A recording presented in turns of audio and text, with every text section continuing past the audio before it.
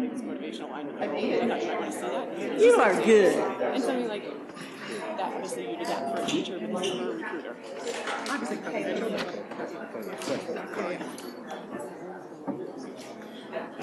all right.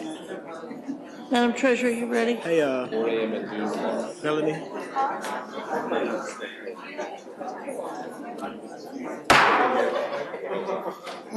I call to order the March 24th, 2014 regular meeting of the Cincinnati School Board.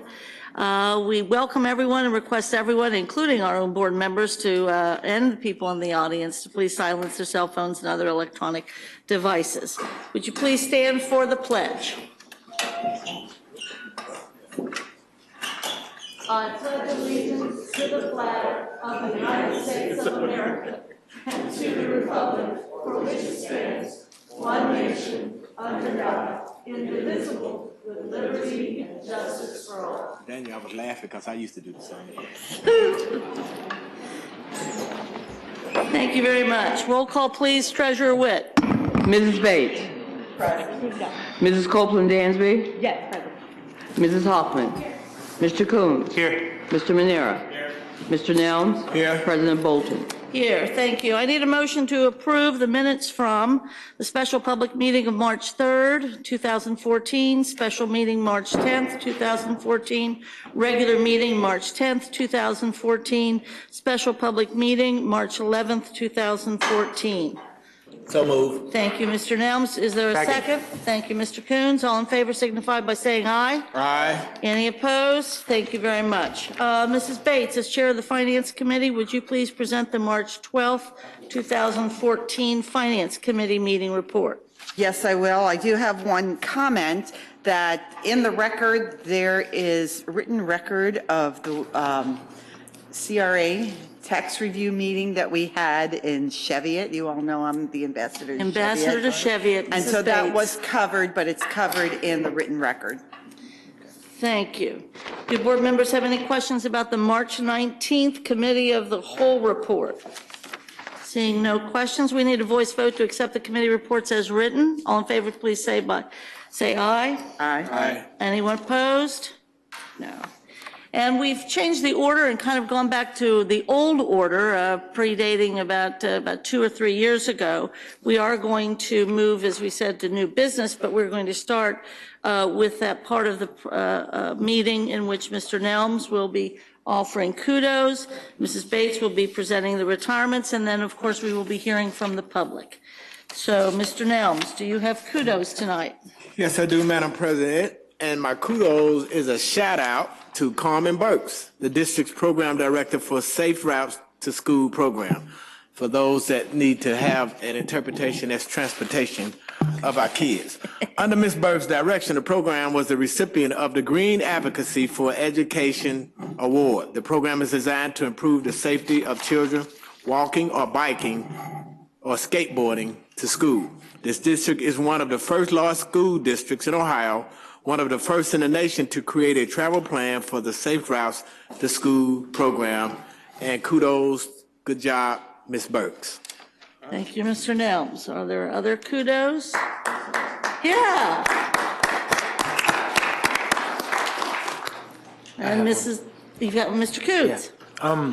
We received an email last week inviting us to a filming of a documentary, or excuse me, the debut of a documentary of the Walnut Hills High School cross-country team. And I want to give kudos to the coaches of the cross-country team, the athletes on the cross-country team. It was a very inspiring and touching film, and really helped show just the development of a program there at a school, which, as they made a point in the video, has a long history of being an academic institution, not as long a history of an athletic institution, at least not recently, until now.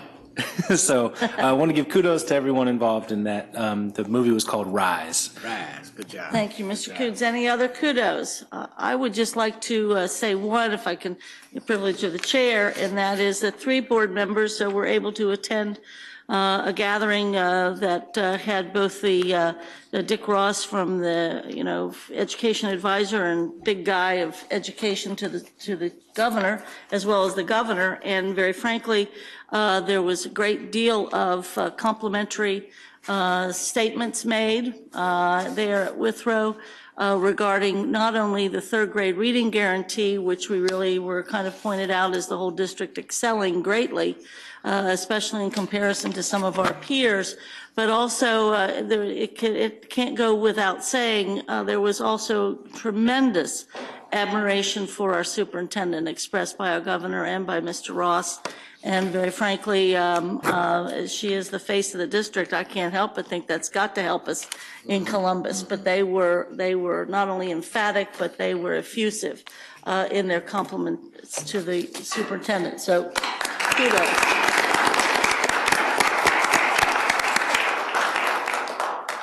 And now we're at the part of our meeting where we're going to. We have a retirement. Oh my gosh! I got so excited about the other meeting. I'm sorry. Yes, we have to acknowledge. As a retired teacher, I should never forget this. You shouldn't. We have Gregory Dawson, who's retiring, who has retired from the district, and I want to acknowledge him and thank him for his service. All right, Greg. Thank you. Thank you, Mrs. Bates. Now we are at the item of our agenda for hearing the public, and each speaker has 3 minutes to speak, and Mrs. Witt is over there as our official timekeeper. When the buzzer goes off, your 3 minutes are up. Please refrain from discussing any personnel matters. When your name is called, please come down to the podium, and we'll call the first three down first. Mariana White, Craig Rosen, and Jane Keller are our first three speakers tonight. Oh, good. Michelle's here.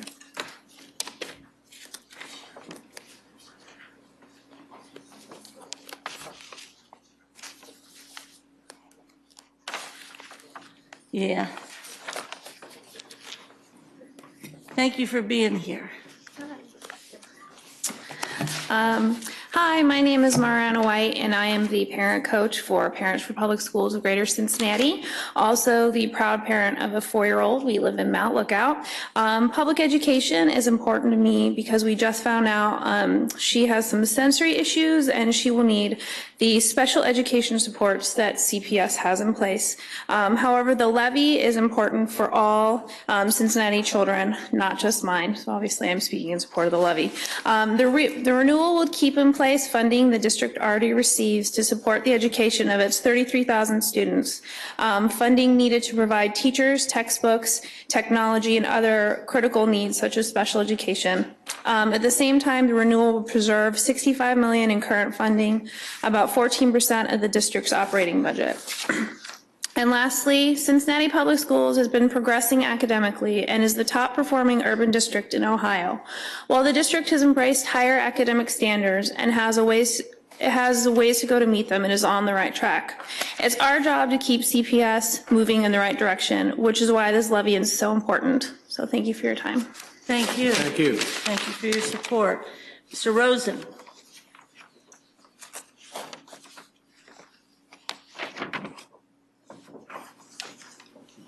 Good evening. Good evening. Thank you for allowing me the opportunity to speak. First off, I'd like to say I appreciate all the work that everybody does. We don't always have to agree, but as long as we are willing to work and find a positive solution, this world can be a better place. So I'd like to thank the spirit with which you guys are here, along with everybody else in the audience tonight. I'm here to speak on behalf of not only my school children who attend Cincinnati Public Schools, but the rest of the school children here in Cincinnati. Doesn't matter if you go to a parochial school, a private school, a charter school, or our public school system, you're all falling under the auspices of the board. And so with that being said, I think it's important we recognize that without a strong foundation, if one of those falls away, we won't be able to attract the businesses, the residents, and have the type of city that we've been so proud to live in. And it's for those reasons I strongly urge the board to continue the discussions about placing a renewal levy on the ballot for this November. As most of the board members know, I'm a strong proponent of having extra time so that we may not only craft a positive message, but figure out where in the past we might have strayed and how we can learn from those examples and improve some of the concerns that our constituents might have when it comes to a renewal or even a new money request, which I can imagine would happen in the next cycle or two. So with that being said, I again urge you to place a renewal on the ballot now instead of during the summer. It's a $65 million renewal is my understanding.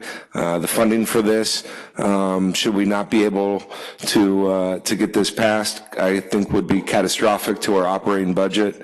When you look at transportation cost rising and other factors, we have not seen a new money increase in a long time. It's hard enough to make do with what you have, but when you don't get new money and your bills pile up, it makes the ask even harder. So thank you very much. Thank you, Mr. Rosen. And now we have Jane Keller, and very frankly, if the only other person that got the same kind of kudos at that meeting with the governor was that our superintendent did, was Jane Keller, who in part is the major reason that he was even in town. Thank you, Thank President you very Bolton. much. Thank you. Jane Keller, I am here as a member, community member, an advocate for children, and a partner with Cincinnati Public Schools. And I would encourage the Cincinnati Board of Education to place a renewal levy on the November 2014 ballot. We applaud the school board for taking this step early so that residents of the district have the time to learn about the renewal and what it means to students of Cincinnati Public Schools. The renewal would keep funding in place for 33,000 students, funding needed for teachers, textbooks, and technology, which we know is critical to the school year. The renewal does not raise taxes, but it preserves $65 million in current operating expenses. We know Cincinnati Public Schools have progressed academically. We are really proud of it. And while it may have a ways to go still, it is right on track. And as President Bolton talked about, with Governor Kasich, I personally heard personal comments as well as public comments around the progress of Cincinnati Public Schools in the face of Superintendent Ronan and the great leadership that she has done here. So CPS has earned recognition nationally for its community learning centers that attract and leverage partner resources to provide extra academic, health, recreation, and enrichment support for students, extending that taxpayers' investment for student success. And of course, because I love mentoring, CPS has been recognized both nationally in DC in September for its mentoring with its partners, as well as last week at the state level. Thank you. Thank you. And our next two speakers are Michelle Dillingham and Tom Conlon.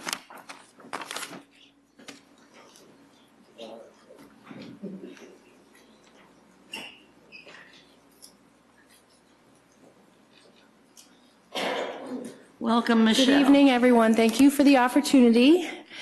My name is Michelle Dillingham, and I'm here tonight as a homeowner in Kennedy Heights and a proud parent of a senior at Gamble Montessori.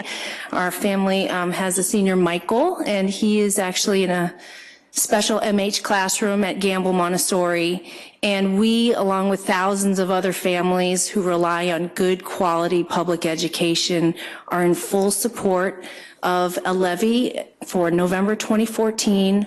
We also understand as homeowners that this will not raise taxes, that this is simply a renewal levy, and we are very excited. Also, I want to speak on behalf of my neighborhood. I also serve as a community council president, and the schools in our neighborhood have gone above and beyond to really reach out to the community, and we're doing a lot of really interesting collaborations between neighborhood community council and our local schools. And as a neighborhood person, I know how much value it is to have a good school in our neighborhood. So I'm here to say, please support the levy, and thank you. Thank you very much. Mr. Conlon. Good evening, everybody. Tom Conlon. couple of ways I speak to this group this evening, and it's always a pleasure to be before you. I do rise in support of this levy. I wish it was more so that that would give us more resources to do even the better job that we're doing now, but it's not. I come to you in a couple of ways. One is that I'm a proud grandparent of 3 students in Cincinnati Public School, and by functionality, a parent. And that makes me a tutor. So when I went out and bought Algebra 1 for dummies lately, I knew that I still had a way to go to really be of help to a 4th grader. So, but I'm on the audit committee, and I was so proud to be with our treasurer and internal auditor and others recently when we were descended upon by 6 wonderful people from the state auditor's office who worked through in pretty quick order because there were no adverse findings, nothing materially wrong, 5 ideas on how we can do better. And as a manager, you always say thank you very much for pointing that out. We're here to strengthen our organization, and we have nothing to hide from. But it's just a marvel at all the great things we've done, from the increased graduation rates, even down to transportation. You know, we move 28,000 students a day, 731 trips. And then we've got this adjunct group, Project Connect, which takes our children that through no fault of their own are wandering around and aren't sure from one day or the week to the next where they'll be, and try to get them back to their school of origin, which gives them the best chance. And these are how some of these funds have been used and will continue to be used in this system. And what is very impressive, and I don't know if you need to make a note here, but this is, in my observation, this is the best working composite board of Cincinnati Public Schools we've ever had in 30 years. This is true. This is true. And I'm not running for any office. We'll give you the money later. Oh, no. But it is true. And we've got to give this group the wherewithal and the ability to succeed. I mean, great things can happen here. And I won't belabor it. Jane Keller has tutors and mentors. You know, that's working well, along with Strive as partners and others. But it's the, I'll just make one more comment here. Is that I've seen how the local school decision-making committees, the LSDMC, or in the shorthand we call out in there when I was head of that at Sands, was the board. But this central office has helped reorganize LSDMCs to invite and really actively reel in parents or guardians or grandparents or whoever is closest to the child and instill what critical need there is for their involvement, even if it's a little bit. That's better than nothing. And I mean, the LSDMC meetings are now taking place in neighborhoods where people may not have transportation, and all this is good. I mean, I could go on. I may be already out of my time, but thank you very much and good luck, and I hope that you pass to put this on the ballot. So, thank you. Thank you very much, Tom. Our next speakers are Diane Williams, Monica Dwyer, Zion Williams, and Anna Dwyer. And I think they're all speaking on behalf of Gamble Montessori. But it'll last. Yes. Come on down. I went up to tour, and they had already been up. There's a lot of resolutions taking place.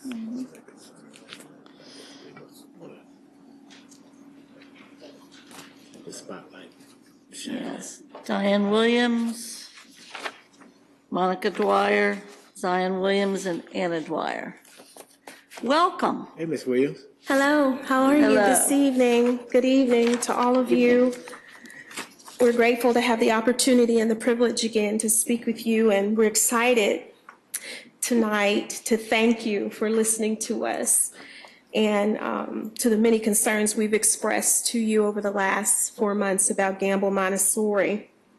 And you know, a lifesaver is a person that gives aid in the time of need. And we would like to share with you a small token of our appreciation because we feel like you've been lifesavers to us as we have expressed our concerns to you about Gamble. Not only have you listened to us, but many of you accepted our invitation to come and to visit our campus, and for that we're grateful. We're grateful tonight to say thank you for a number of things that are happening to improve our school. And we're grateful for our principal, who's been instrumental in seeking out community help for our school. And his efforts have us so excited about help we're anticipating in receiving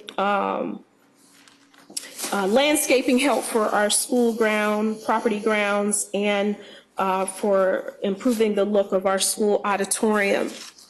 We're also excited to find out that the gymnasium floor has been resurfaced.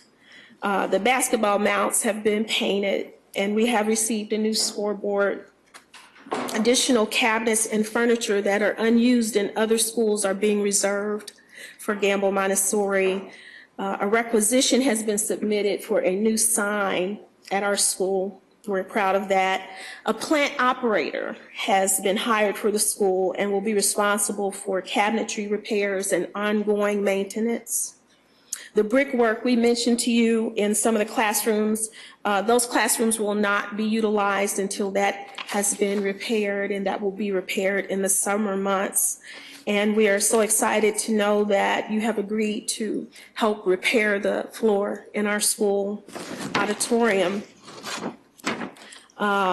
Ceiling tiles have been replaced.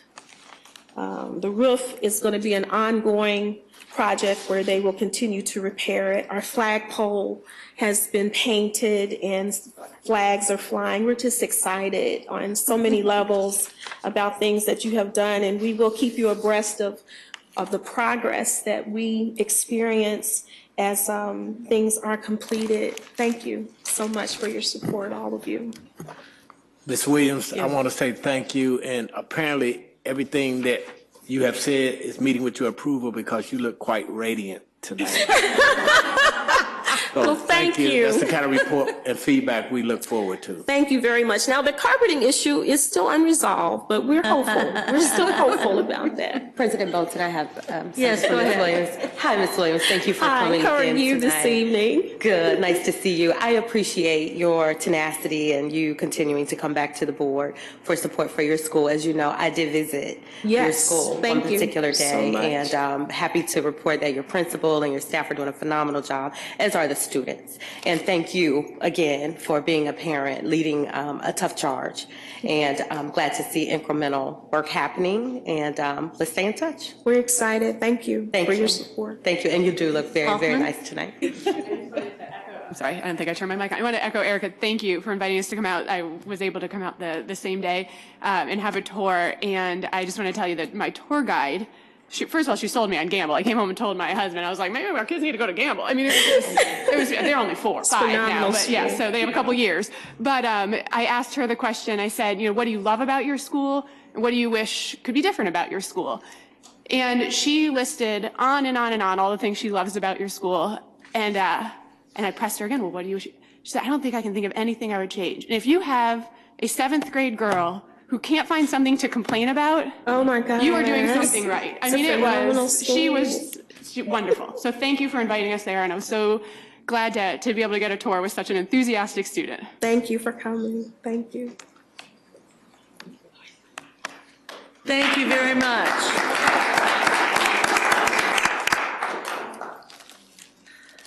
Okay. Hi.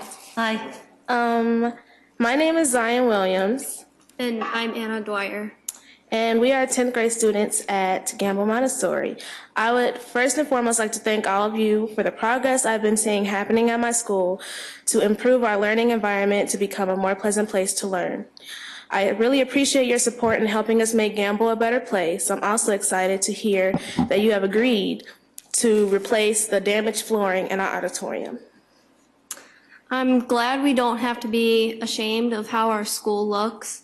And it's good to know that we have school qualities as good as Clark. And as soon as we are at least beginning to look like a better school like Clark. And thank you for listening to us and all of us and helping us get to where we wanted to be. Thanks for your support. Thank you.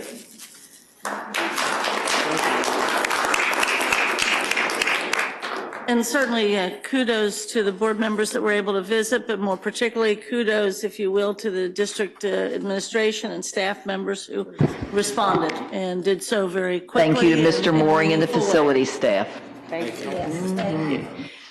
Our featured presentation tonight continues to kind of give us some environment, if you will, for our future planning, both in budget and five-year forecasting, and also perhaps as we move towards effort of developing a strategic plan. And we are honored tonight to have a presentation by the president of the Mayerson Academy, Jillian Darwish. If she'll join us, and we will welcome her not only to the podium, but welcome to Mayerson and welcome to the partnership with Cincinnati Public. Great. Well, thank you. Thank you so much for that welcome. Thanks for the invitation to be here. Absolutely delighted, not just to be here, but to have the opportunity to share the work I've done over the last several years with regard to looking at emerging drivers of change and how they're really reshaping our world, reshaping all of the ways that we think about the world and how we are experiencing education and learning, et cetera. So tonight we're going to take just a very swift and brief look in the 30 minutes that we have together at really three particular issues. We'll look at learning, we'll look at work, and we'll look at community. And again, we're going to do that at just the 20,000-foot view level.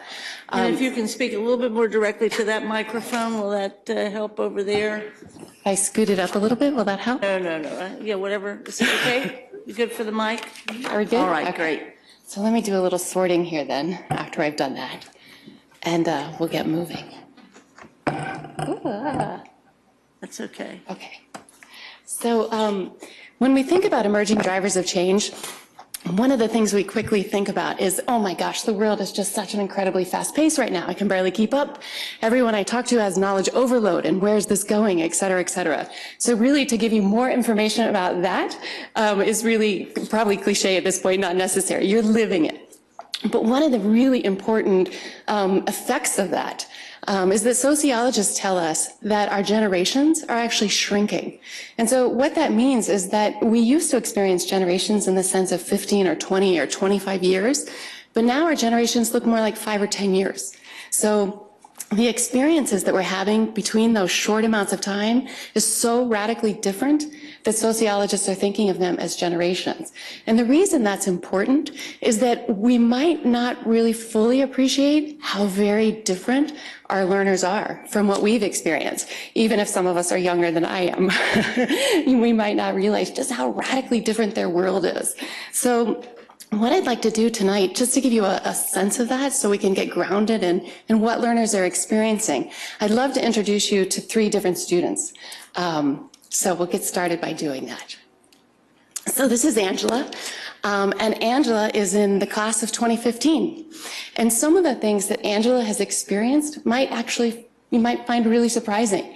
So when Angela first started reading, it's very likely she went to the library or bookstore, but it's equally likely that her first books came from Amazon.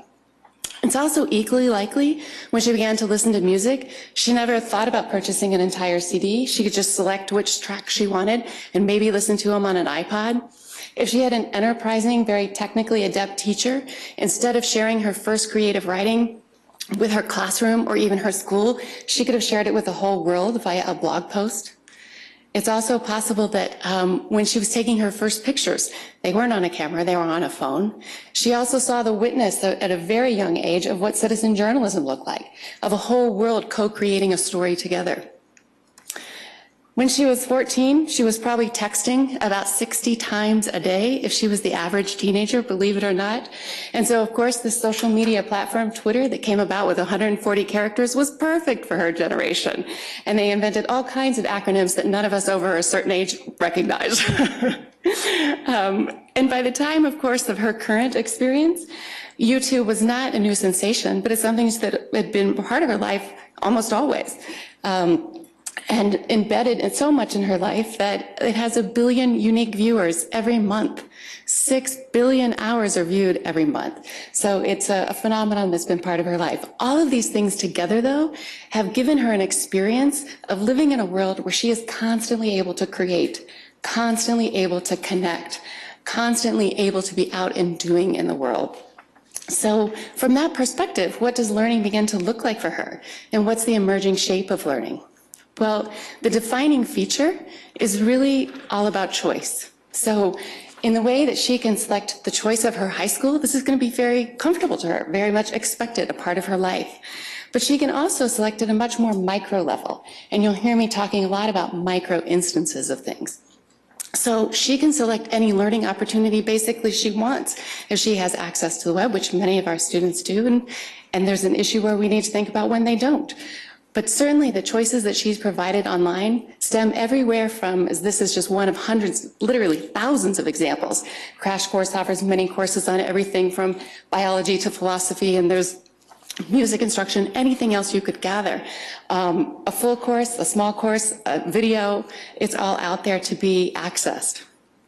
But the other thing that she has available to her is this notion of actually blending her own learning, according to what Susan Patrick says from INACOL, that 2 million students are actually taking online courses a year, and they're beginning to do what we talk about teachers doing, blending their own learning. In addition, though, to making these kinds of choices, she's also experiencing anytime, anywhere support. So for instance, Angela can access something called Open Study, where she can go and gather with a group of people online who are studying what she's studying. If she asks a question, the data from the site tells us that in 5 minutes, 75% of her questions will be answered. She's also building a reputation as she participates in this Open Study group. She's recognized for what she answers. She's recognized for how she contributes. She's building what they're calling online credentials or reputation markers.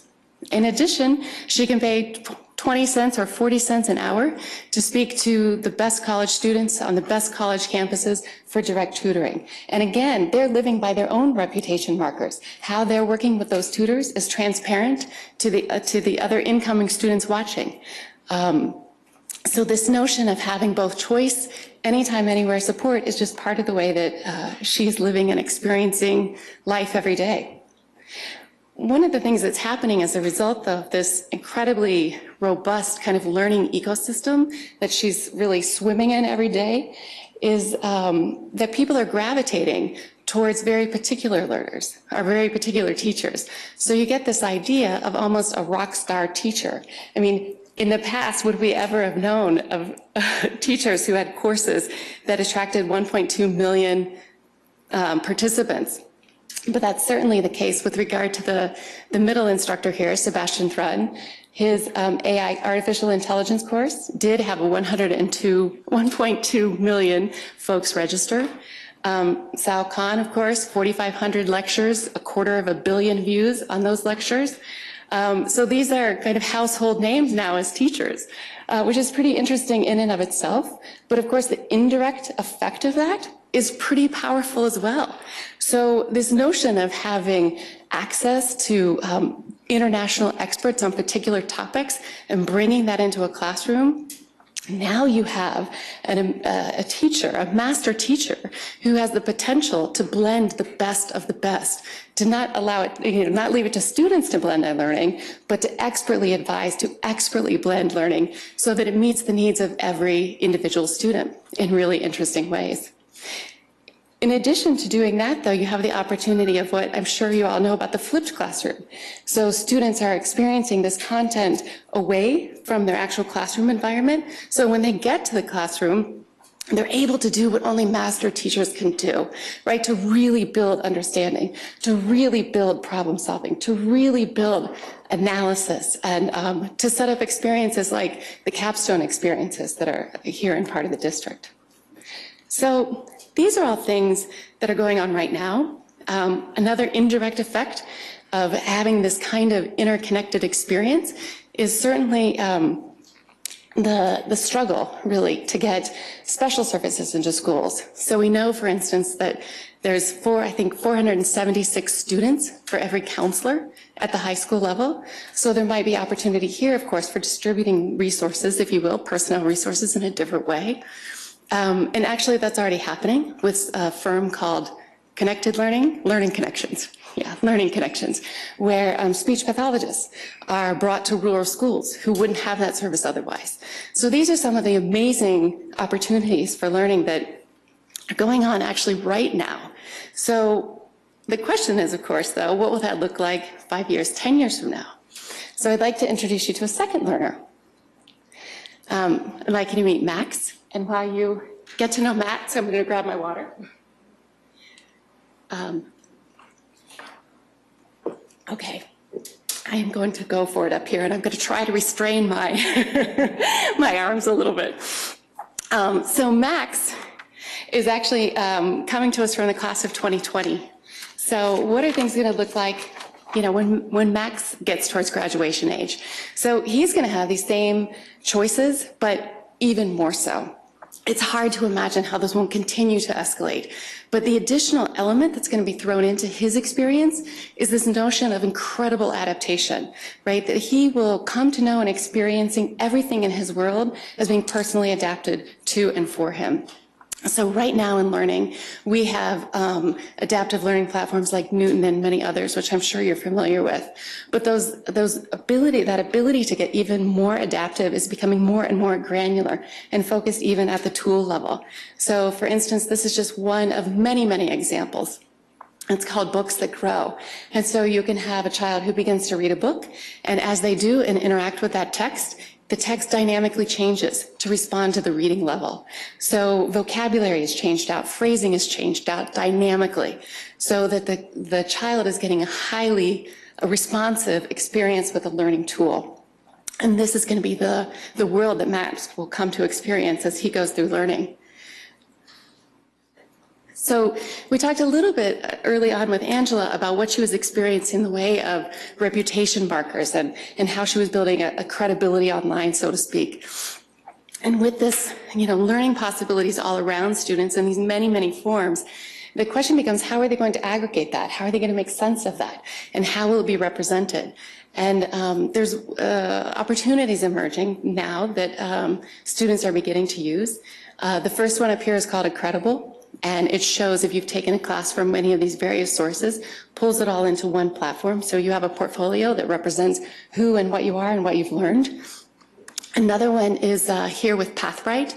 And it shows, you know, as example that I've taken this Khan Academy course. Here's my transcript from high school. Here are these other things. There's actually schools who are already experimenting with this notion.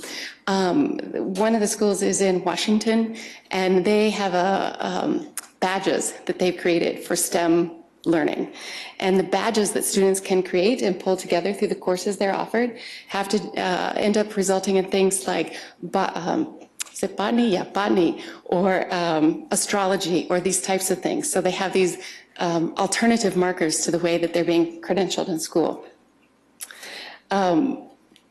In addition to the notion of compiling these alternative ways of looking at learning and unbundling what we typically think of as one staid course, there's also the opportunity to be thinking about free of time, right? So a competency-based approach versus a time-based approach. So we think of a course lasting 10 weeks, and whether we get it or not, it's over. But this frees up the opportunity to think more in terms of competency, much in the way, for instance, the Carpe Diem does, right?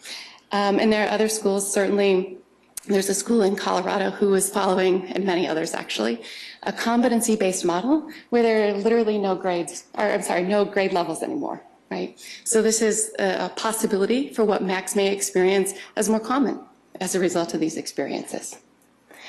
So, in addition to the technology that obviously is surrounding all of the things that I've just discussed, it's likely that the physical technology, the the hardware of the technology is going to recede into the background more and more and more over time. So by the time, again, Max is ready to graduate, we're going to be talking about wearables. We're going to talk about extreme data. Right now we're talking about big data and where it is and all around us. But for Max, as he begins to think about graduating, Google Glass, for instance, it's already out there. By 2017, it's estimated that there will be about 650,000 users. In the next 4 years, it's expected that wearables will count about 65 million in our population.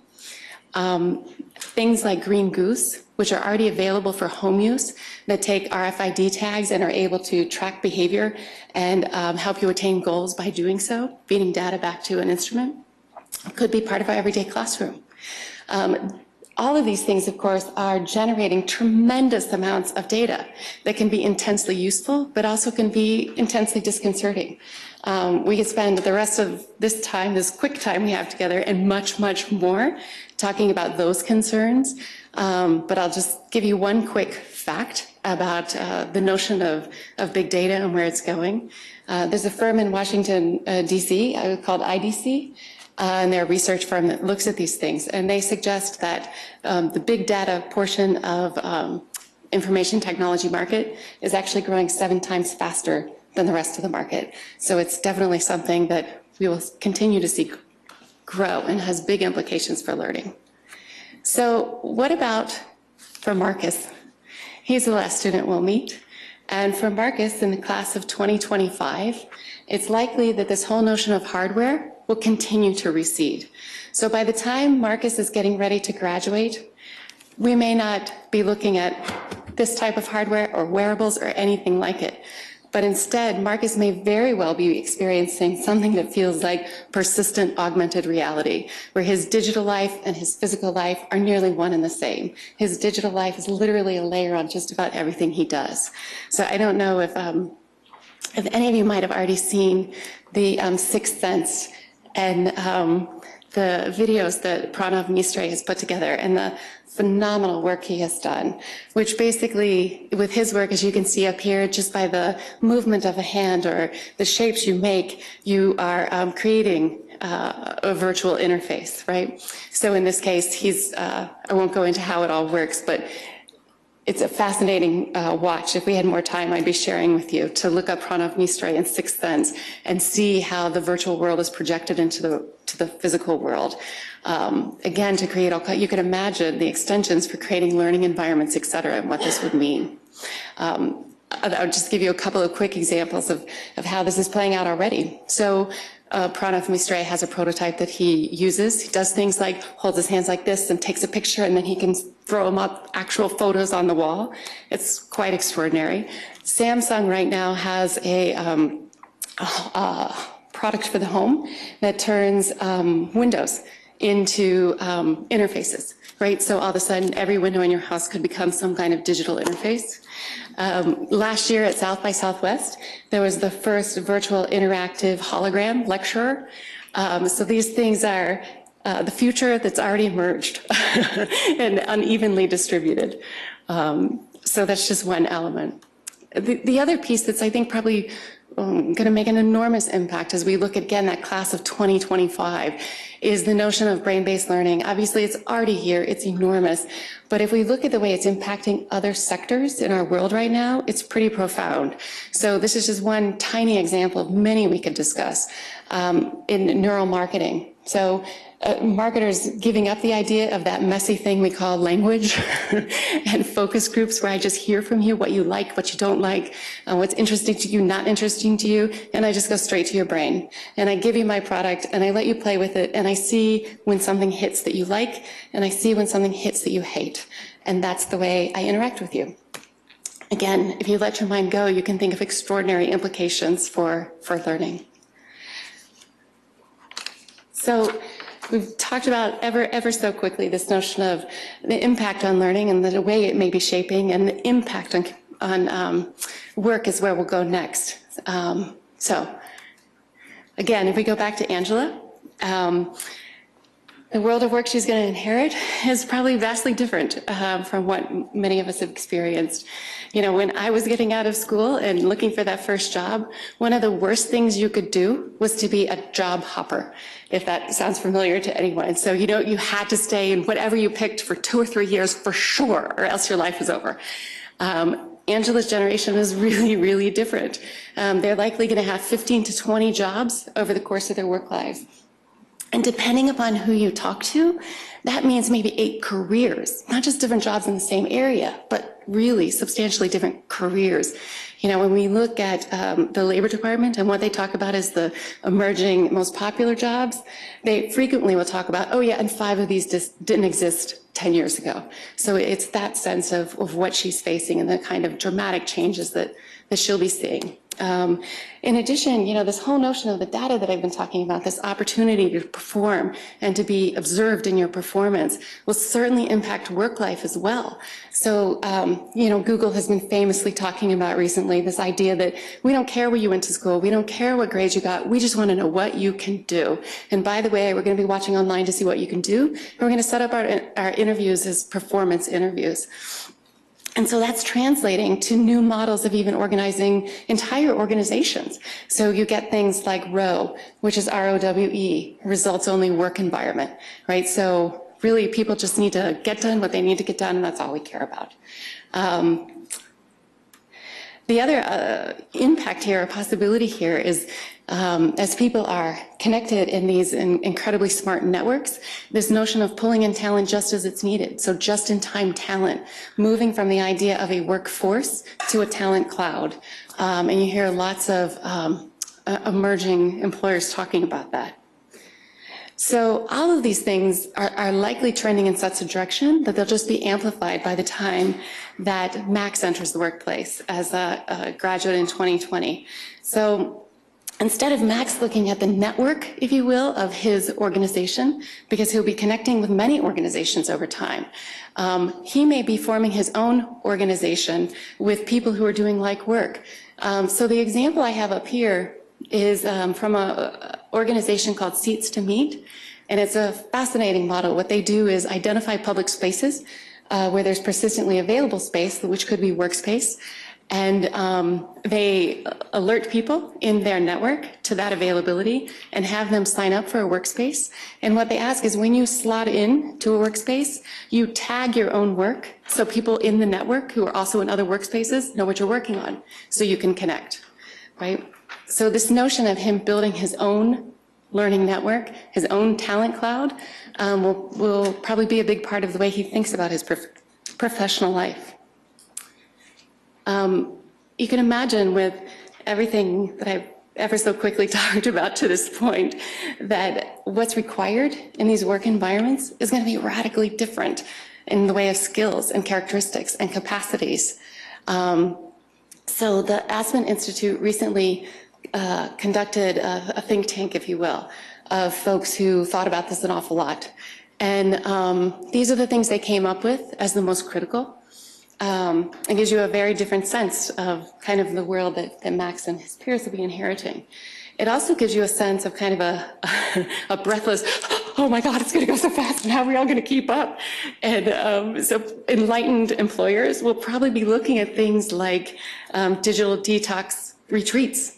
You know, some of the most elite firms are already creating those kinds of things for their employees. And, you know, down the road, when we're looking for the highest productivity from folks and that recognition that 24/7, 24/7, 24/7 maybe doesn't work all the time, we might see some of that creeping in.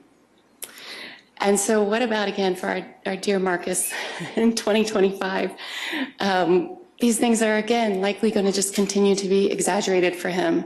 From the work of Tamara Erickson, who leads the practice at McKinsey on a future of work, she talks about this, amongst other things, this notion of an end of continuous and linear career paths, you know, much in the same way we talked about this 15 to 20, that it's going to be, I'm doing this, you know, this year, and I'm doing this over here the next year, and those things may not be related at all. The end of long-range planning for organizations. So how can I even begin to plan 5 years out because things are changing so fast day to day? and the end of hierarchies. You know, if you think back on that Seats to Meet platform, the notion of why do I need a hierarchy? I can just connect to who I need to connect to, and we can be very dynamic and nimble in that way. So the last thing that we're going to look at then quickly, we've looked at learning, we've looked at work, we're going to take a quick dash through community as well. So with regard to community, again, just going back to this notion of data and network, and we put these things together and our incredible ability to have an amplified reach to resources. What we see is the opportunity, of course, to create amazingly powerful and robust dashboards that represent our work and our performance as individuals, as collectives, as organizations, as communities to the whole world.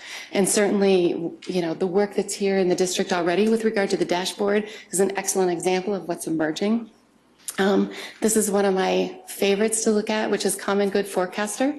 And maybe we'll just take a quick minute to dash out to it, if you don't mind, because this, have you all seen this? I don't want to show you something you've seen, so okay, one, great. So you have seen it? No, so only a couple. Okay. We'll take a quick look if we can. So the reason this is so interesting to me is you can land anywhere in the country. Let's pick out our dear Ohio. And the wonderful thing about it is that it is, as I said, dynamic. So what you can do here is say, when I look at my community, in this case, when I look at my state, if I change the college graduation rate and I move it up, what a fabulous thing happens to life expectancy, low birth weight, et cetera, et cetera. So it's just a super interesting tool to look at what's going on and what can be changed. And if you change things, what happens? The other thing that's fascinating and extremely useful about this site is that you can select a particular variable and hover over other regions around your area and see how they compare to you. So again, this amazing sense of transparency in data has phenomenal implications for equity of all sorts. Let me get back here if I can. Okay, great. So the other thing that can happen as a result of sharing so transparently is that we unearth, of course, the problems that we share, the challenges that we share, and elucidate areas where we might get more heavily invested. And of course, because of the way we're connected with one another, we can open our doors to the world. So as a community, instead of looking always inward to our organization, we can share our challenges with the world and see who can help solve them. At the same time that we become permeable to the world, if you will, there's also an interesting phenomenon going on of really reaching deep locally, reaching deep into community. And so the idea, I'll just tell you real quickly here, is a mobile app for the city of San Jose. And what they've done is basically said, you know, we as City Hall can't figure out everything that's going on in our community that needs to be addressed. But if we engage all of our citizens and they tell us where there's blight, they tell us where garbage hasn't been picked up, they tell us where there's potholes, we can get a map of what's going on and address those things. You know, I see loads of examples right here in the district of how, of course, communities are re-engaged in very substantial and effective ways. I think community learning centers are an excellent example of how the walls get opened and you bring in the community to help solve problems. LSDMC has already been mentioned this evening. All of those things are amazing examples. Other examples around the nation in education in particular would be things like the work of National Council of Teaching in America's Future and the way that they are creating lesson labs so that they are working with professionals, for instance, from NASA, to not just come in and be subject matter experts with master teachers, but instead they are being partners with them, helping them develop the work that they'll do with students and then helping them with students. So it's much more of a in-depth partnership. Or we can think of the work that's at Playmaker School called Dream Lab, where they have created a space in the school for technologists to come in and have a lab space and work directly with teachers in that same space to develop tools and materials that specifically respond to the needs of learners. One other quick example would be Rocket Ship and the way that they have brought in AmeriCorps volunteers to really not just drop in, but be fully integrated into the learning experience. So this notion of tackling, I guess, challenges collectively as a community and co-creating, really sharing the responsibility is certainly a big part of what we see going on here. And that notion of sharing when it comes to Max will certainly be extended in lots of other ways as well. So right now, even in our own Cincinnati, we see the emergence of things like sharing cars. Zipcar is across the nation, and people are sharing cars, a resource that we might never have thought possible, but it's happening. But even more than that, we see people sharing, again, things we really wouldn't have imagined happening, just beginning. So this is an example of Breather, which, as more people move to urban centers, it becomes more and more expensive to live in those centers, so that young professionals or folks who are in shall we say, the public goods space can't afford to live there in the traditional way that they have. And so Breather takes very small spaces, right? So a space you couldn't share with a roommate, and breaks it up into hourly rental. So let's say I work first shift, so I have the space from 7 at night to 7 in the morning, and you work the other part of the day, so you have it the other space, the other part of the day. Just one more version of sharing, if you will. The last bit I want to leave you with here is, again, going back to Marcus, our youngest learner. And so Marcus is definitely going to be experiencing this extreme local and extreme global. You know, it's hard to know exactly, as fast as things are changing, exactly what that's going to look like in 2025. But in some recent work I had the opportunity to do around emerging trends, we had a group that crafted scenarios based on what they were exploring. And I thought I might share just ever so quickly what they came up with in the way of what communities will look like in 2025. So with regard to the global aspect, here's what they said. In the 2010s, technology continued to blur physical borders, and a global marketplace of virtual and hybrid educational experiences developed. Cities and school districts were no longer the only providers of public education. San Francisco schools found themselves competing with the virtual education offered by small nations such as Finland and Singapore, long considered world education exemplars, as well as a variety of nonprofit institutions. Just as college rankings influence a student's university choices and city livability rankings influence where people choose to live, global pre-K through high school education rankings soon become highly influential. And when they began to think about local and what local could look like, here's what they thought about. The period from 2014 and 2018 saw significant innovation in public-private partnerships throughout the city that greatly benefited its learners. Local companies and institutions began offering real-world learning opportunities and internships that enabled students to get pre-professional experience in their areas of interest, from engineering and the arts to biotechnology and new media.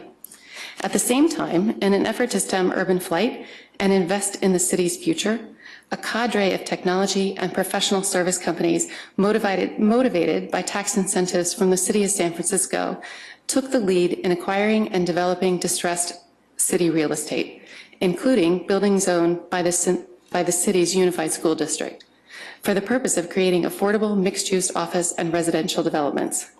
The first beneficiaries were, by design, San Francisco educators, 30% of whom were able to take advantage of long-term leases at affordable rates. So, very interesting ways of getting very global and very local at the same time.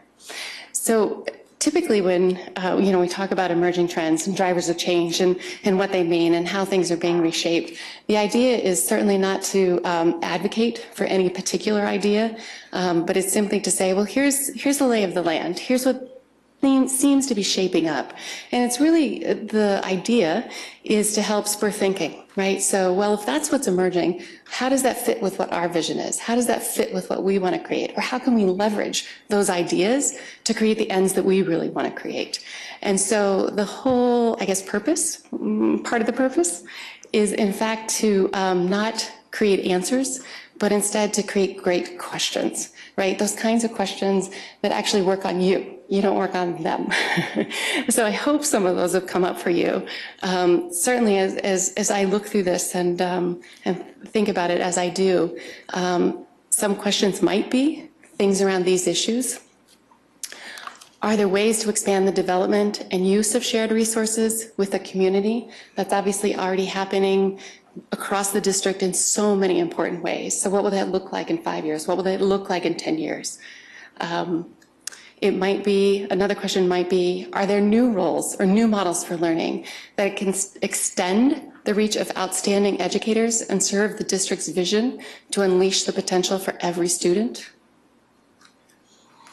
Are there new demands for social and emotional development, given everything that we know is emerging?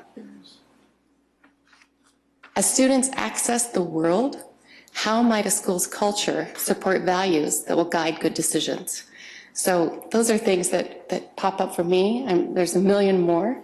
But I'll leave you with that and happy to take any questions that you might have time for. I know I've run right up to 30 minutes, but I'm happy to answer any questions or respond to anything that might be useful. Thank you so much. And I appreciate you going through it as quickly as you did, and it is all great food for thought. Mr. Coons. I just first want to say, Ms. Darwish, welcome to the CPS family. We're glad to have you aboard. Thank you. I can tell that you have an energy and perspective that is very welcome here. And this was perhaps the most cathartic presentation I've ever seen. As one of the younger people here, you are definitely opening my mind to new ideas about the future, stuff that I never considered or saw coming. But as someone that started in education and then went to counseling and now I'm opening a restaurant, I get the whole switching careers about 10 times. I should have had your picture up here as an example. Me and Alexander. That's okay. But I really just wanted to say thank you for that. It was definitely eye-opening, and again, welcome. And I'm glad you're partnering with us. So great. Thank you for the perspective. Thank you very much. Delighted to do so. Questions or comments? As we approach some of those questions, and the board is contemplating because I guess what is that? That's only 10 or 11 years away when Marcus is going to be graduating. So it's about the length of a strategic plan, or a little bit more than that, not quite. It gives us a framework to begin to think someplace else about other things than what we have right now, and appreciate you pointing to those things that we are doing already. Kind of looked at Mrs. Bates when you said something about the buildings and the facilities and whatever, or community learning centers with Mr. Manera, or finding the best master teachers for Mrs. Hoffman, and so on and so forth, and certainly community involvement for both Mrs. Dansby and also for Mr. Nelms. There's so much to think about, and it's so important for the board, and we all know this and feel this from our retreats, to be thinking big and be bold, and to try to envision where our kids that are just starting are going to be. And it is a completely different world, and this is very, very helpful. Yes. Mrs. Hoffman? I want to echo everyone else. Thank you for coming out and your enthusiasm and energy around this. This is really exciting. I think one of the things that kept popping into my head, of course, was around our students and how do we support our students and making sure they're prepared for the future, but also about our teachers. The generation of teachers that are graduating are the ones who are going to have 8 to 10 jobs. And if we want to make sure we're not constantly hiring new teachers, figuring out as we think through, what do we want our teaching force to be like? How can we incentivize folks to stay? How can they not switch careers even if they're going to have 20 different jobs? How could we keep them within, so they're not in the same job all the time, but they're still in our district, so we're growing our own leaders? There's just a lot to think about in terms of how to retain our talent when this is the mindset of the folks that we're going to be hiring. Yeah, I couldn't agree more. I mean, obviously from my role, one of the things I love thinking about is exactly that. So this rests on the shoulders, minds, and hearts of our educators and the classroom with students. And these kinds of transformations are all about helping them experience what it is that we see as a potential for students to experience. they won't be able to share in a way that's effective and robust unless, in fact, that's what they're experiencing in the way of their own professional learning. And so I think that's really one of the keys here. I mean, we also know one of the other keys, and I won't go on forever about this, but this is near and dear to my heart for sure, that when we look at the recent research about what makes for really effective transformation, and I know there's so much out there, but some of the recent research from Kraft and others about this notion of providing a positive learning culture, right? It's not just one instance of a learning experience that gets you there. It's, of course, the kind of professional learning we know is transformative, but it's inside a context that really matters and is transformative, right? So. Thank you. Last comments or questions? Thank you so much. Great. You really Thank you. helped It's really a kick this pleasure. all off for us. Appreciate it very much. Thank you. I believe, Mr. Manera, you have a resolution for consideration. Yes, I do. And I think it's very appropriate to mention that the community, as we've heard today, not only from parents, grandparents, community leaders, mentors, people involved with the school, people involved in the community, that the board would like to present the following. A resolution declaring it necessary to levy a tax in excess of the 10 million limitation. And I will proceed to read it. Please do. Whereas the electors of the Cincinnati City School District approved a renewal tax in excess of 10 mil limitation at the November 3rd, 2009 election in order to raise the amount of $65,178,000 per year for a period of 5 years for the purpose of providing funds for the emergency requirement of the school district. And whereas the Board of Education of the Cincinnati School District has determined that it's necessary to renew said tax levy for 5 years, be it resolved by the Board of Education of the Cincinnati School District, herein school district, and I will allow for other board members to continue reading. That's Elisa. All right, section 1, that the amount of revenue which may be raised in this school district by all tax levies which this school district is authorized to impose, when combined with all revenues to be received by, from the state of Ohio and the federal government, will be insufficient to provide for the emergency requirements of the school district. Section 2, that pursuant to the provisions of Section 5705.194 of the Ohio Revised Code, it is necessary that a renewal tax be levied in excess of the 10 mil limitations for the benefit of this school district for the emergency requirements of the school district in the amount of $65,178,000 per year for a 5-year period. Section 3, that the question of the adoption of said renewal tax levy shall be submitted to the electors of the school district at the election to be held on November 4th, 2014. If approved by the electors, said renewal tax levy shall first be placed upon the 2015 tax list in duplicate for first collection in calendar year 2016.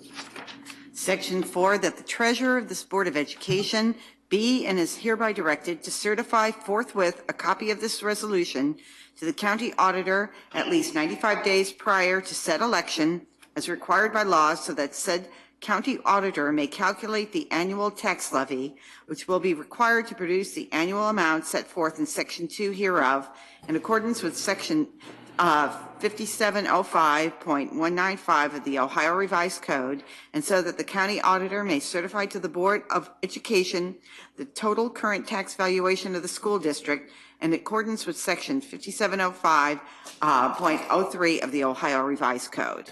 Section 5, it is found and determined that all formal actions of this Board of Education concerning and related to the adoption of this resolution were adopted in an open meeting of this Board of Education, and that all deliberations of this Board of Education and of any of its committees that resulted in such formal action were in meetings open to the public, in compliance with all legal requirements, including Section 121.22 of the Ohio Revised Code, and the rules of this Board of Education adopted in accordance herewith. With love, Cincinnati Board of Education. And is there a second? Second. Thank you, Mr. Nelms. And now we have discussion. Any questions, discussion, statements for the public, issues that you'd like to draw attention to? And feel free also, if any member of the administration It's one of those issues. If the superintendent or treasurer would like to speak as well at this time, it's kind of unusual during this period, but I think it's very important that that happen. I think the treasurer and I both support the resolution. Thank you very much. Any other comments? Roll call. Mrs. Bates. Aye. Mrs. Copeland Dansby. Aye. Mrs. Hoffman. Aye. Mr. Coons. Aye. Mr. Manera. Aye. Mr. Nelms. Aye. President Bolton. Aye. And thanks to all that are already supporting us, and we appreciate your leadership as we move forward. Thank you. Mr. Nelms, please. All right. Tom. Madam President, I have yes. a resolution approving students eligible for subsidy reimbursement in lieu of transportation for the 2013-2014 school year, and I present as written. Is there a second? Second. Thank you, Mr. Coons. Any questions, discussion?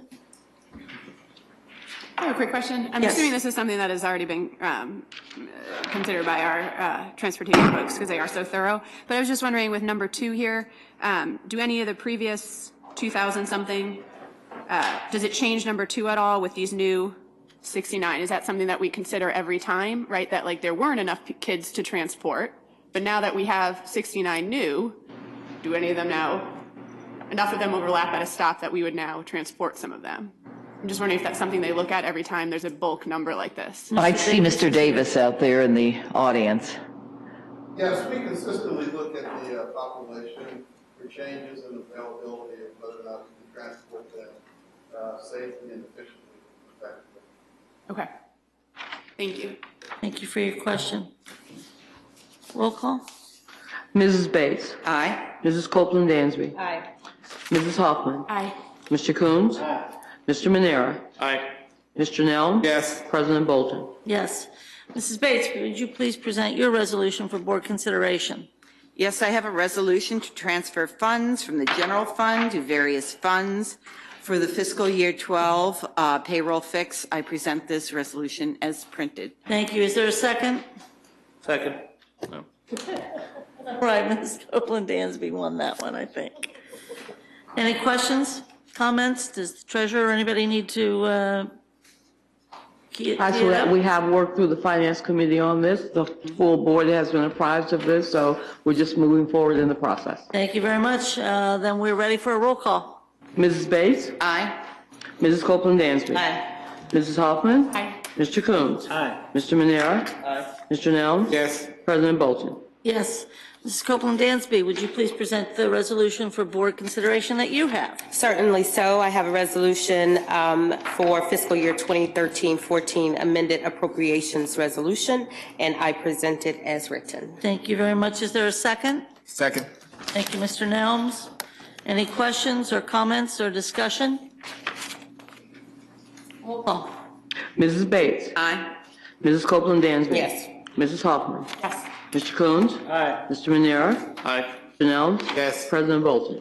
Yes, we are now at the part in the meeting where we are at the discussion piece and the discussion regarding the board's vision, mission, and goals development. I have that on the agenda largely for us to be able to come together and figure out another date and time to conclude that work, as well as continue a conversation we have not yet finished regarding board involvement in a number of items. So can we look at our schedules perhaps and see, we know we're going to be, we have planned, if you will, to vote on the mission vision on April 14th. So it would behoove us to think in terms of having that conversation regarding concluding that work and also some other discussion in a work session sometime hopefully long before April 14th, if possible. I know we have spring break in the interim, but any suggestions about some dates? And we have the March and April calendars. I think we're in our packets, as well as we've now gotten out the electronic version of everything that measures where we are and keeps us in line. Mr. Coons, do you have any suggestions for some dates? Because I also know that my recollection is that we were going to have some community involvement, especially on the goal piece, and we were trying to figure out how to do that. So perhaps there's an additional parameter of dates. I think the sooner the better, and I would like to throw out the date of April 7th as a possibility. It's a Monday where we don't have a board meeting. Perhaps that evening would be a good time to. I will not be here that week, that whole week, 7th to the 12th. Okay. Okay. So is an alternative date the first week of April that will fit your schedule, Mr. Manera? I am going with a group of students to a character camp on Thursday the 3rd, and we'll be back that Sunday. So unless we do it on the 31st, the 1st, or the 2nd. Are any board members on spring break? I know you've got children in the district. I'm happily on spring break that week. I would agree with Mr. Coons and suggest that we meet sooner rather than later, and I'd like to propose March 28th, which is this Friday. Does that work for anyone? Depending on the time, I would be available. Great. But I had a date with my boo, so we can discuss Thanks for that. sharing that. All right, that's all right. We don't want to interfere. I gotta with have that. balance. I gotta have balance. Okay, well, let me ask that. For March 28th, are we looking at a lunch time? Does that work for you? We could do in an hour and a half. I Okay. could do a lunch. I think that'd be great. So the time, 11:30? 11:30. Does that work for people? What date again? March 28th. March 28th. I think that's a great idea to Friday. get that done. Okay. I'm available until 11 that day, but then I have to figure out childcare. I have my Okay. children in school in the Okay. mornings. But let's put down 11:30 for now, and I will figure it with you. Yeah, we do not need two 5-year-olds in this working session. We just met whoever these kids were coming up. I immediately thought They can of wear their your. Google glasses and help us out. That's right. That's right, Lisa. Okay, I will find. So can you work that out, do you think? 28th, I will That'd be great. I think it's great to do it this week. at 11:30 a.m. 1A. Hour and a half. Shouldn't be a problem. As I recall, we are almost nearly done. I know Mr. Coons had one more word that he wanted to add, and there was something about the vision mission, because I mentioned a word that I wanted to Yeah, I think we're still close. see. Yeah. We're close on that, and the other discussion we've had at least preliminary discussions about that, so. Can I suggest we should be able to kinda do it. accelerate the work that we have? Yes. Either Phyllis or Pat forward Yeah. the information Idea. that we completed so we can all be brought up to date and come in a working manner mode. That's great. The vision, mission, and the initial list of goals. Yeah, I'd like to take that a step further and suggest that they also or somehow compile an agenda that we can get in advance, because I know there are several points of reference for. If folks have some agenda items, please submit them to There we Ms. go. Davis or to Ms. Bruckner, and then they can put it together in a timely Right. fashion and an orderly fashion. So to date, there's only 2 agenda items, and that is to discuss the vision and mission, and then secondly, to discuss unfinished board items or topics. Yes, Right. involvement, yes. So you're talking about the details. So if we have have those topics, please submit those, and we should be in good shape, and it's not a retreat, it's just a working session that obviously will be a noticed meeting. Okay? Excellent. Is anyone else required to be there other than? We have both the treasurer and the superintendent shaking their head no, as I have noticed. Now, So you have a reprieve. I'm not going to take that personally, but no, that'll You have probably a take care of it. reprieve, okay. Thank you. Glad he said. Thank you. They have plenty of work to do. Okay, so any other points for discussion for us? Great. We have the superintendent of schools who may have a report for I do. us. I have a short report, and actually, as the board president mentioned earlier, Governor Kasich paid a visit to Cincinnati last week to really emphasize the importance of mentoring and the role that it plays in keeping students in school, and he also had mentioned this in his State of the State address. So he was hosted at Withrow High School, which has several strong mentoring partnerships. And Western and Southern Financial Group was there, our Luxottica partners, and the governor also saluted GE, and because GE has been another major partner in mentoring and tutoring in our schools. Now, he also put in some great words, actually, for our new principal, Paul Daniels. And Paul, you're back there. Why don't you stand up? You did a fabulous job of hosting the governor. It was wonderful. The governor also went on to salute the Cincinnati Youth Collaborative and their 30-year partnership with CPS. And CYC really links the mentors to the youngsters in our district. And so I would like to take this time to publicly thank Jane Keller, CYC president. You're with us this evening. Would you stand up back there? Jane has staff in our schools working with our youngsters. And at this time, I believe we have a short media clip. All right, Suzanne, that you can bring up here. So I know Daniel was there, Erica was there, and Eve, but for those of you that weren't there. An hour-by-hour forecast from the Weather Authority. All right, we have liftoff. And leading by example, Ohio's governor comes to a local school with millions of dollars to try to keep teens in school. Yep, the more men. Governor John Kasich wants state lawmakers to okay $10 million to help students receive academic and personal guidance from adults in the workforce. Kasich came to Withrow High School to push a mentorship program. The governor's plan would provide 3-to-1 matching grants to help community groups, businesses, and schools establish or expand mentorship. The governor says Ohio has 24,000 dropouts per year, and linking students with adults in business is a good way to reduce that.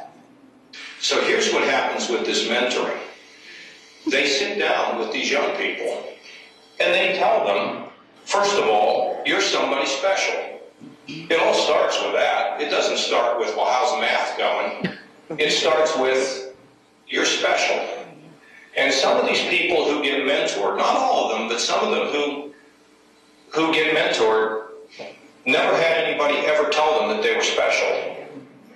Governor Kasich praised the mentorship program in Cincinnati, which dates back 30 years, as an example that other communities should follow. So, isn't that great?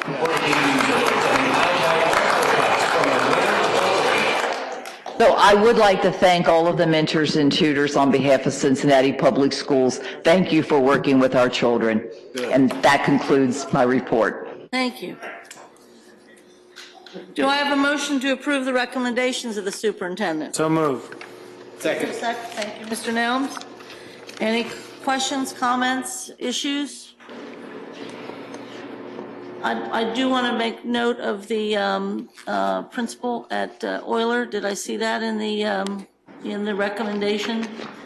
If you will. Yes. The LSDMC has recommended that Amy Randolph be selected as, or be approved as the permanent principal at Euler. And she has been the interim this year? She has been the interim since September. Thank you. Any other questions or comments? Roll call. Mrs. Bates. Aye. Mrs. Copeland Dansby. Aye. Mrs. Hoffman. Aye. Mr. Coons. Aye. Mr. Manera. Aye. Mr. Nelms. Here. Oh, aye. President Bolton. Aye. Do I have a motion to approve the revised report of the treasurer? And I think you all received copies of the revision. So moved. Thank you, Mrs. Bates. I have a question. Let me get the second first. So I have a motion from Mrs. Bates and a second from Mr. Coons. Thank you. Now, Sorry about that. that's okay. I do have a question. Number 25, amend the agreement with Time to Advocate for Children and Families. It mentions, I guess, extending a contract related to English language arts tutoring. I'm just curious. Number 25.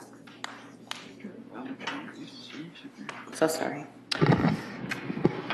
As I look, I don't think, Laurie, I don't think this was yours, was it?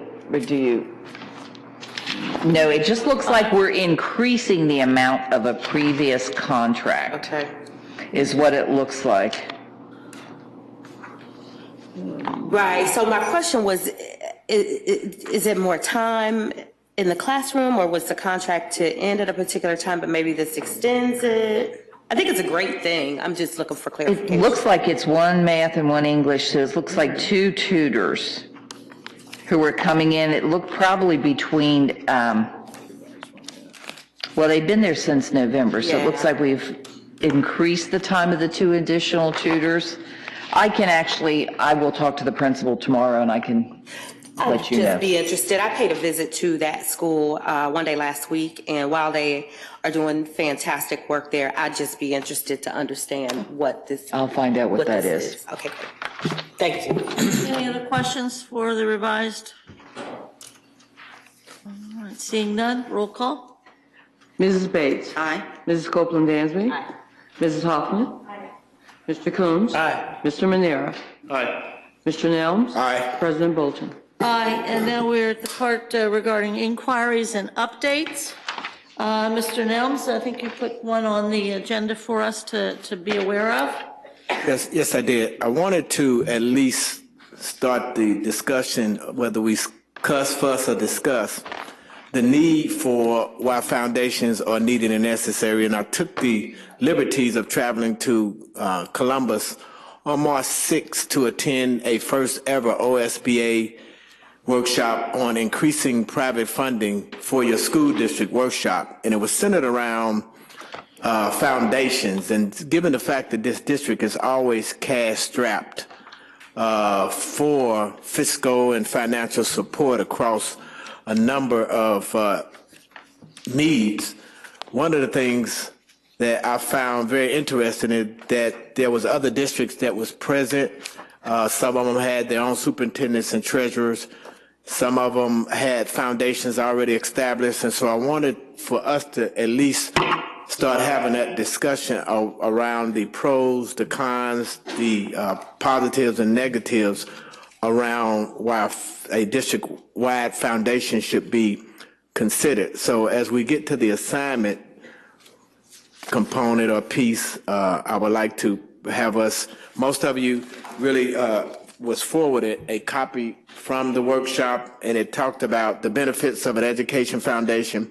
What is an education foundation? School foundation history, and on and on. And I thought one of the interesting components was most popular programs funded by a foundation, which is teacher classroom innovation grants, classroom grants, professional development for staff, technology, arts, athletics, social needs, endowments, and scholarships. There are some foundations in our current district that are all currently hosted by some schools, but there's not a district-wide foundation. And I talked to one of the gentlemen who travels around the country extensively promoting, presenting foundation, and when I told him where I was from and that we didn't have a foundation, it kind of raised some eyebrows, and he wanted to know why. So we have the expertise, but what I would like to see us do as maybe at a CAL, have someone come in. I know we have some local expertise, but I'd like to have someone come in either from OSBA, or we can get this gentleman in at no cost to talk about the benefits of having a foundation in our very district as an overarching foundation, and still allowing for certain schools individually to exist, promote, or continue to have their own foundations. So thank you. Any questions or comments? Mr. Manera? I just think that would be great. It'll allow us to have more flexibility with a lot more other programming, especially through our community learning centers. Mm-hmm. Yeah, I think it's a great opportunity for Cal or other presentation. We have a great foundation in the district, the ABC Foundation, that could serve as an example of how dollars are housed and how they're distributed throughout the district. But I do think a pretty great idea. I do have an announcement whenever we're... Okay. So we will assign it? Yeah, I want to assign it. Okay. Okay. When we get there, we'll do that. Mr. Manera? All right, so I know we don't promote this in the classroom, but I publicly want to say I'm about to tweet that we have an activity on Thursday. I saw Rolanda leave. I don't know if Ms. Welsh would like to talk about our community conversation at Robert Padilla this Thursday at 6 p.m. So I am tweeting it at I am CPS. That's our handle for the district. So those watching online or watching at home, I'm going to go ahead and tweet that. And I'll retweet it. No. I'll retweet the tweet. So but Ms. I Walsh do want to ask Ms. Walsh, because the exciting part about that is while the event is being held at Roberts Padilla, that's right, yeah, it's being simulcast at a couple of our other schools. And so if we could inform the community, I think that'd be great.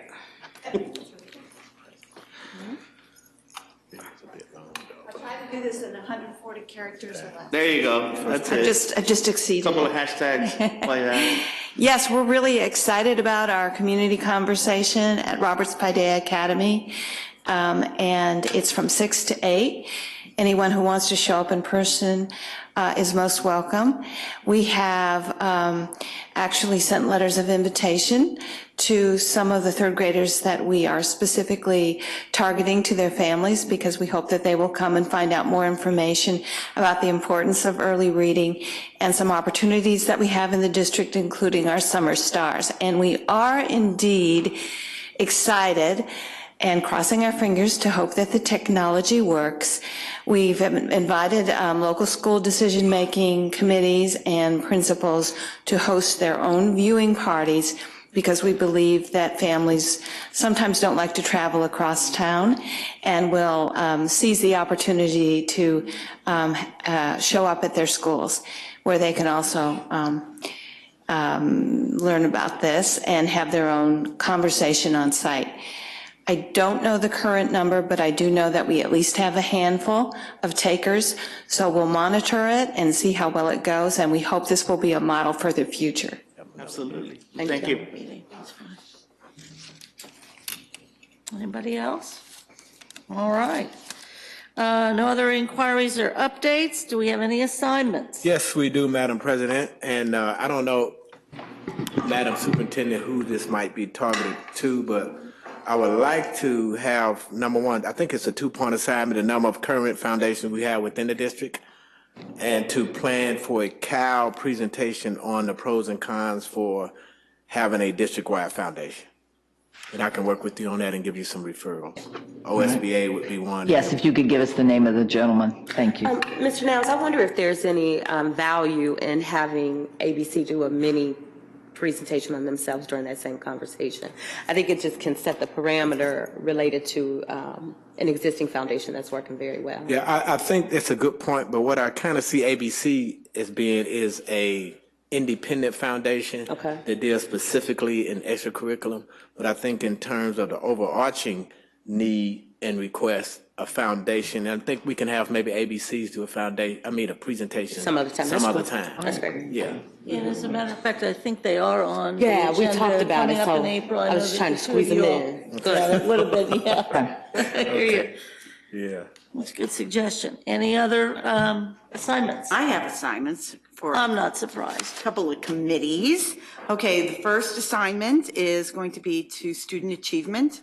And I would like the board to support an assignment that we take a look at expanding the programming and facilities at Fairview, looking at available space maybe nearby because of the demand at that school. And the second assignment I have is to the policy committee. And we discussed this today, so the policy committee seemed to be in support of that, and that is to take a look at our residency policy. Since we have the open enrollment policy, I think it's a good idea to take a look at our residency policy to make sure that it's crystal clear to both the people in the district and to our staff as to who qualifies as residents. I don't think we've done that in a long time. So board support those two assignments? And Mr. Nelms? All right. Any other assignments? Are we clear about the assignments? Do we need any repeat of what they entail? We're good? Any other assignments? Seeing none, the meeting is adjourned. Thank you all. How are you doing on Friday? Let's enjoy Burn and see